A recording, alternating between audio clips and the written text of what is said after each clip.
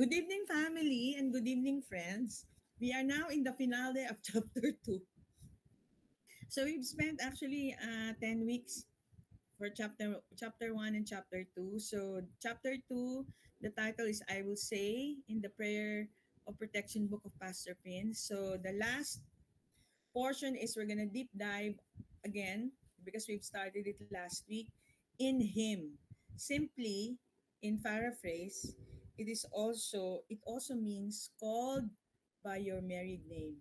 You know that your married name is in Him because you are in Christ. So this is very interesting. So please pay attention. So let's review, no? Psalm 91, verse 2, I will say of the Lord, He is my refuge and my fortress, my God. In Him, I will trust. In Him, I'm welded. So in other words, and this is scripture, this is in Colossians, He is, ang ibig sabihin ng in Him is He is, I am in me. Where does it say that he is in you? In Colossians 2:10, it says we are complete in him. Jesus, this is in the Mirror translation, no? Jesus mirrors our wholeness and endorses our true identity. So now our identity is our married status. So our married, di ba, when we got married, so when I got married to Alex, so I took his name, right? So now we are married to Christ. You are called by his name, in him. Yan. So together with the name is the authority. Together with the name is the dominion. Yeah, so no matter what you are going through, no matter what it is, now you can stand, you can have dominion over any situation because of the name that is given to you in Him. He is I am in us. Yan. He is I am in me. God packaged completeness in I am mirrored in you. So the word exousia, ito yung complete, no? Is often translated as authority from ek plus emi, originating out of I am. The days are over where our lives were dictated to under the rule of the law, of performance, and of an inferior identity. It is not about who I used to be. It is not about your past. Kung ano pang mga past yan. Because your past now is new. Your past now is His past. Ano yung past ni Lord? He died.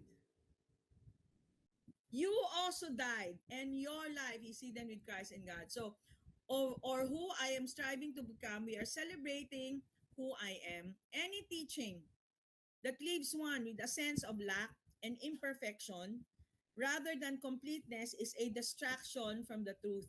Jesus is the author and finisher of faith's capacity within us to mirror and celebrate completeness. Hallelujah! Saya, no? This is a cause for celebration.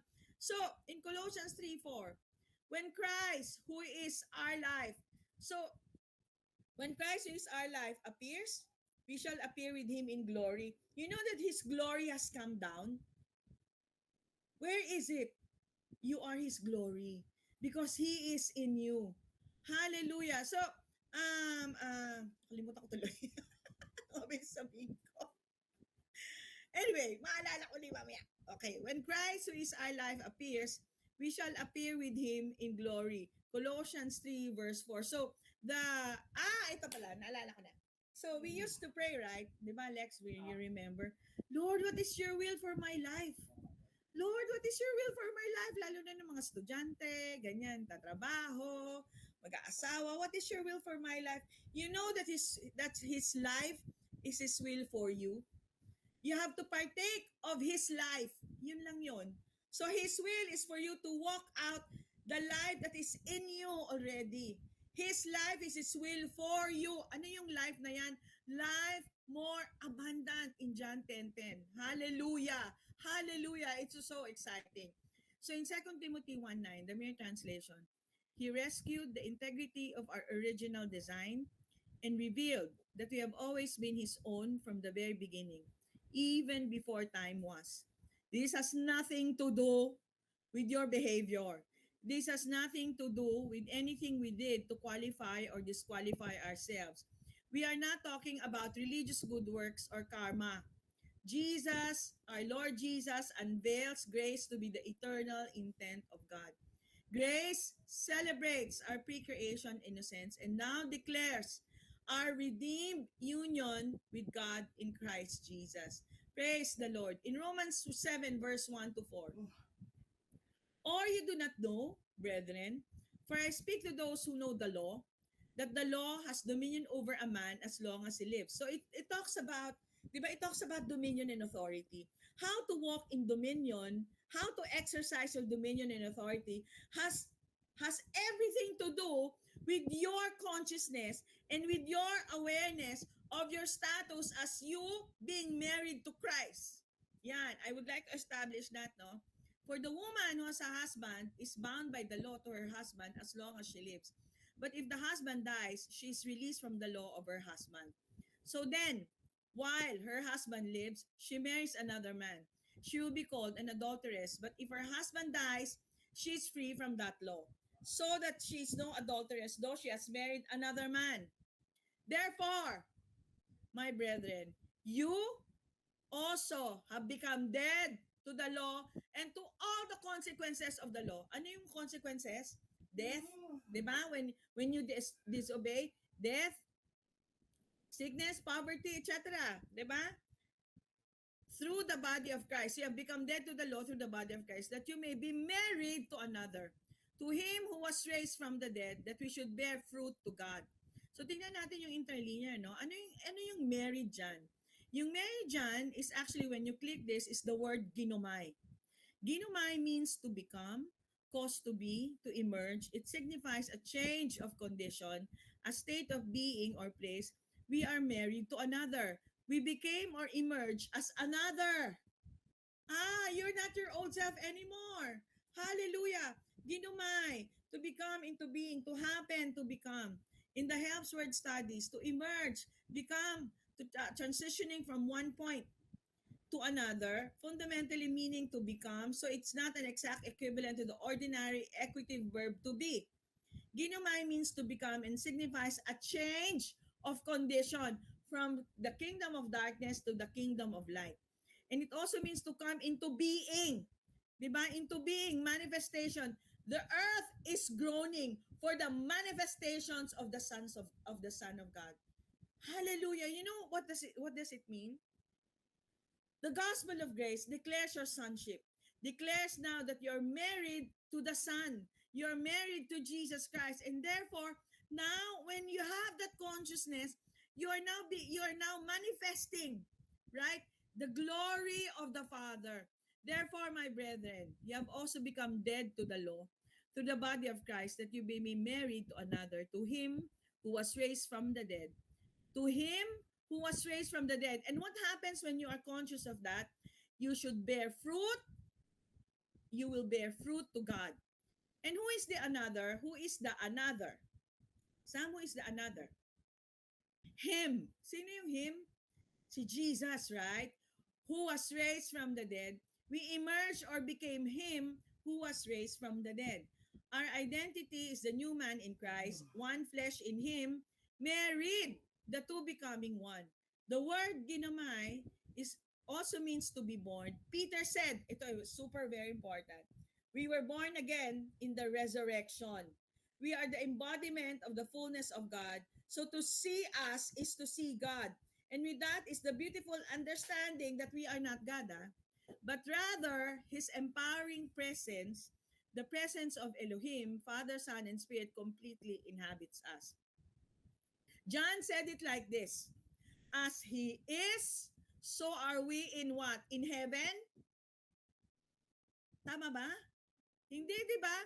As He is, so are we in this world. We are to exercise now the authority and the dominion that comes from our identity, which is married to another, married to Christ. Hallelujah. So, our identity with Him as Him is a co-identity, a single shared identity. Whatever defines His body now defines us. That's why yung yung verse na yun, no, as He is, so are we in this world. In this world. Now. Hallelujah. Not in heaven, now. Hallelujah. His identity is our identity. We've become another. We emerged from death, co-resurrected as Him who was raised from the dead. This is the beautiful finished work of being joined of our co-union. It is our co-identity, our single identity that we share with our Lord Jesus Christ. Paul said in Galatians 2:20, and this is my favorite verse, I have been crucified with Christ. It is no longer I who live, but Christ lives in me. And the life which I now live in the flesh, I live by faith in the Son of God, who loved me and gave himself for me. In Galatians 2:20. In other words, he said, my life is Christ. His identity was Christ. Was Paul exalting himself above Christ? Was he denying the supremacy of Jesus Christ? Absolutely not. Paul simply understood that he was baptized in Christ. He was immersed in Christ. The word baptized is baptizo, meaning to immerse. Yan. But it also meant more than simply dunking an object in water or liquid. In the clothing industry, it meant to immerse the cloth into a vat of dye, and the cloth took on the characteristic of the dye liquid. You were dunked, you were immersed, right, in the death, and you came out resurrected, and you took on the characteristic of the Lord Jesus Christ, just like yung dye. In other words, the cloth absorbed the color dye, and so it became that same color. Hallelujah. So when used in the religious realm, when the Jews walked into the mikveh, what is mikveh? It is the ritual cleansing bath. Ito yung parang ano nila, swimming pool nila no, wherein they have the ritual cleansing. The understanding was that they took on, when they immersed themselves into the mikveh, they took on the qualities of the living water that they were immersed, becoming pure and clean. That's why when the Lord Jesus spoke to the Samaritan woman, right? I will give to you rivers of living water. She immediately understood because she knows the mikveh. Because she knows when she is immersed into the living water, she takes on, right, the characteristic of the living water. That single identity. Di ba parang si Bruce Lee? Ano sabi ni Bruce Lee? Be like water, my friend. Diba? Be like water, my friend. Hallelujah. That's understanding we are as Him. We were baptized into Him, immersed in Him, taking on the qualities of the living God. Hallelujah. It is finished. I have been crucified with Christ. It was no longer I who live, but Christ lives in me. And the life which I now live in the flesh, I live by the faith of the Son of God who loved me and He gave Himself for me. In the NKJV, but in the Passion Translation, it is so beautiful. So here I am, dead and alive at the same time. I am dead to the old me I was trying to be, and alive to the real me. Who is the real you? The real you is you are in Christ. Co-crucified, now co-alive. What a glorious entanglement. I was him, I was in him in his death. Now he is in me in my life. For the first time, I am free to be me in my skin, immersed in his faith in our joint sonship. He loves me and believes in me. He himself is his gift to me. Galatians 2:20 in the Mirror Study Bible. Yung crucified dyan is the Greek word suntaru. It is a verb. It is in the perfect tense, indicating that not only was I crucified with Christ in the past, but I am existing now in that present condition. Romans 7:6. But now we are fully released from any further association with the life directed by the rule of the law. We are dead to that which once held us captive, free to be slaves to the newness of spirit spontaneity rather than age-old religious rituals, imitating the mere face value of the written code. The moment one exchanges spontaneity with rules, the edge of romance is compromised. Di ba pag puro law within a marriage, nawawala yung romance. That's why it's a relationship. So, believer, Sam, Ezra, Gab, Mariette, Jem, Kukoy, Jeremiah, believer, when you married Christ, you didn't just receive a glorious new future, but a glorious new past. Again, when you married Christ, you didn't just receive a glorious new future, but a glorious new past. So, pag nakarinig ako ng ano no nung ako dati ganto matay tao, drug addict ganyan. You know that it is not you because Christ also provided a glorious new past for you. What is that? You were crucified with Christ and you no longer live, but Christ lives in you. The person you used to be is dead and buried in water baptism. Gone too is your sin and any relationship you had with the law. So to enjoy your new life to the full, keep looking into the face of the one who saved you. See how he sees you, holy and blameless, and you will start to live as who he sees you to know to as who he sees you to now be. You will find within you a new heart,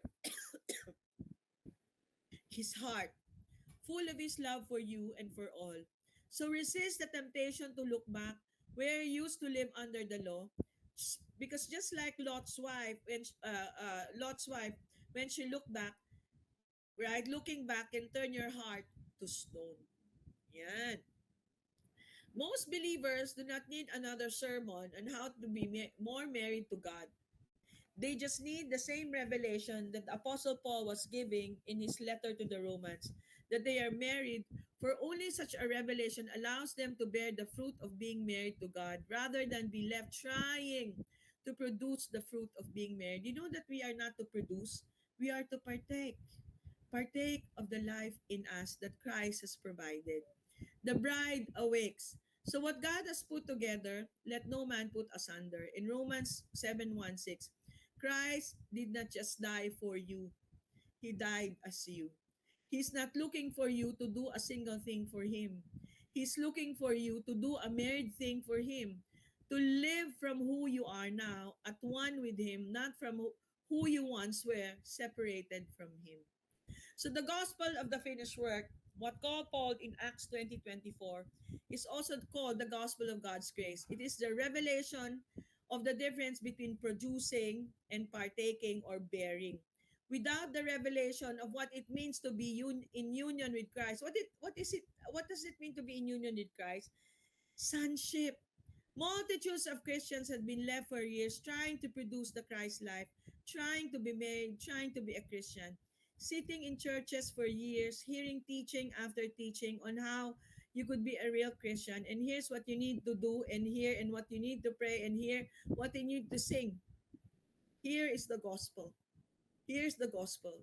You may not have understood all the implications of being married to Christ, but the day you gave your life to Him, the day you entered into His idea of life in union with Him, God only knows one way, and that is to be married to you, and that was to give you everything He had for Himself to give. In John 1:16 to 17, and of His fullness, we have all received complete, di ba? Grace for grace. For the law was given through Moses, but grace and truth came through Jesus Christ.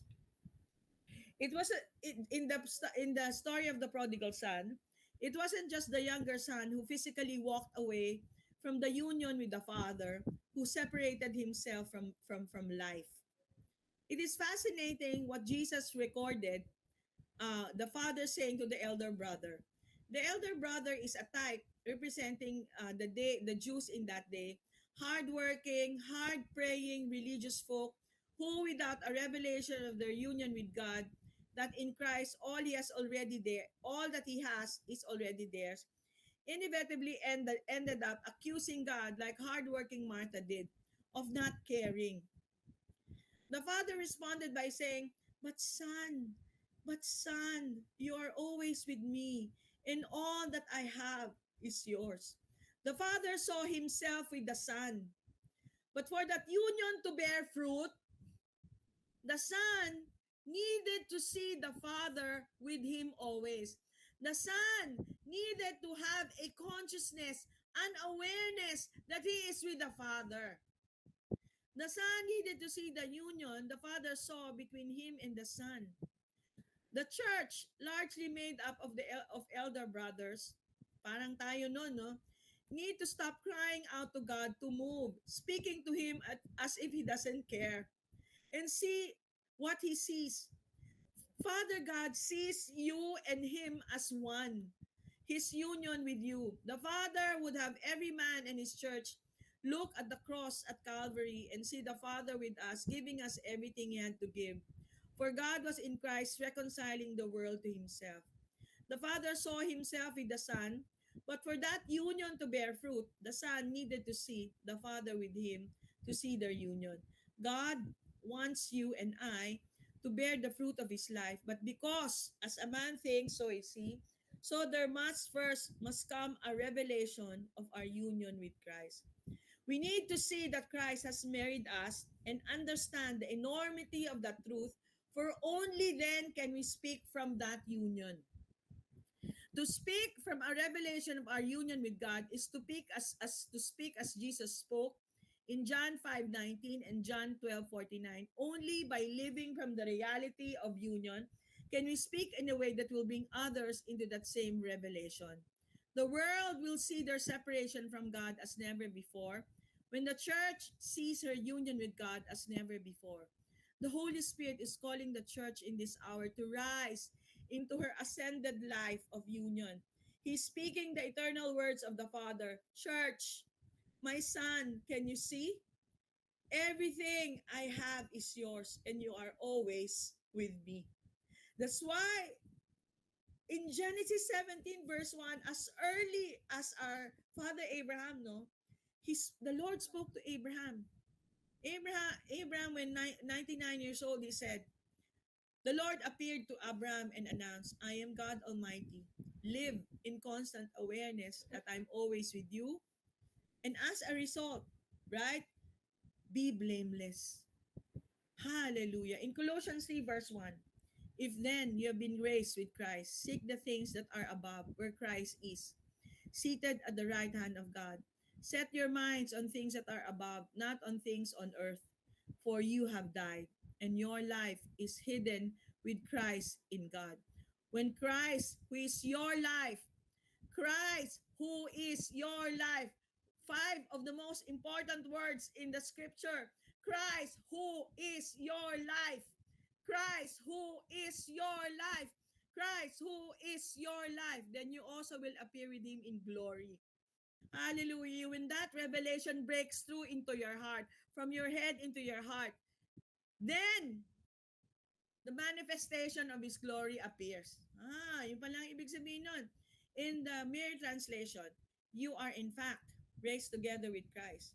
Now, ponder with persuasion the consequence of your co-inclusion with Him. Relocate yourselves mentally. Engage your thoughts with throne room realities where you are co-seated with Christ in the executive authority of God's right hand. So when you have an awareness that you are with Him, now you have the awareness also that you have the executive authority of God's right hand. God's right hand. Ito pala yun. Alex, makinig. Ito pala yun. Kasi nagagano ka. Sabi ganun ni Lord, no, throw it to the right side. For the longest time, I was thinking, ano kayang ibig sabihin nun? Ito pala yun. When you relocate yourselves mentally, and when you engage your thoughts with throne room realities, you're co-seated with Christ, then you are exercising your executive authority of God's right hand.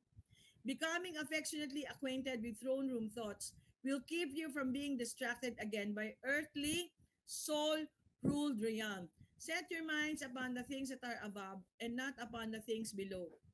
Right? Your union with His death broke the association in that world. See yourselves located in a fortress where your life is hidden with Christ in God. I've discovered a song, kaya lang hindi ko siya makita. Hanapin ko pa next week. Pero gusto ko yung lyrics. Sabi niya ganun, no? Whatever my God believes about Jesus is what He believes about me. What's true of Him is quite true of me. Now I've become His glory. There's not a thing I could do to set myself free. He paid the ultimate price for my liberty. The success of the cross was full and complete. Now I'm innocent, righteous, and holy, for He has made His home in me. He has made His home in me. When I look into the mirror of His Word, the reflection I see is me. I've come to know, I've come to know now, I fully believe it was Jesus' delight to reveal Himself in me. Sin and shame have been defeated. He has called me son. No more distance or delay, for God and I are one. His delight is on me now. I'm covered in His love. I'm perfect and complete in Him. All hiding is done, for He has made His home in me. He has made His home in me. And before I end with a song, no, which I'm blessed actually today because I discovered it. I'm gonna give this verse again. Hosea 2 verse 19. I will betroth you unto me forever. Yea, I will betroth you unto me in righteousness and in judgment and in loving kindness and in mercies. And I discovered a song which is actually has blessed my heart, and I know that it's going to bless also you. Um, hang on, stop presenting. Ito.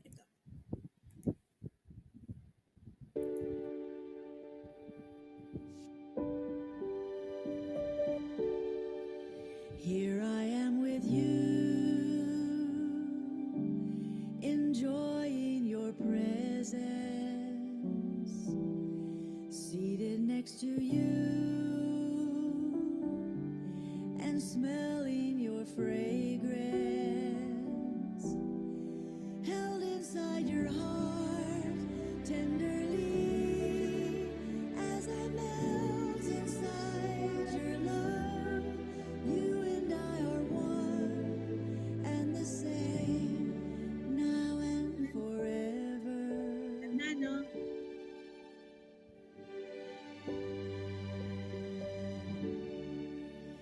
As I look around, beholding your glory,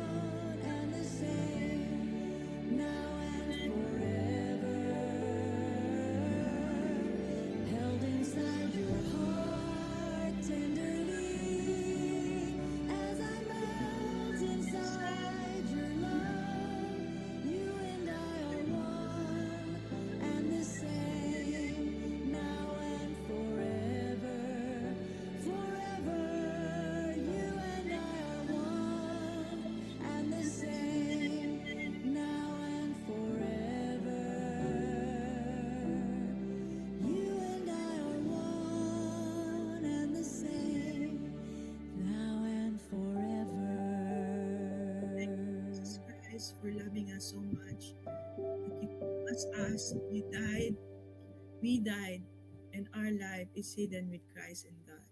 Thank you, Lord. That, my dear family, is chapter 2 finale. Amen.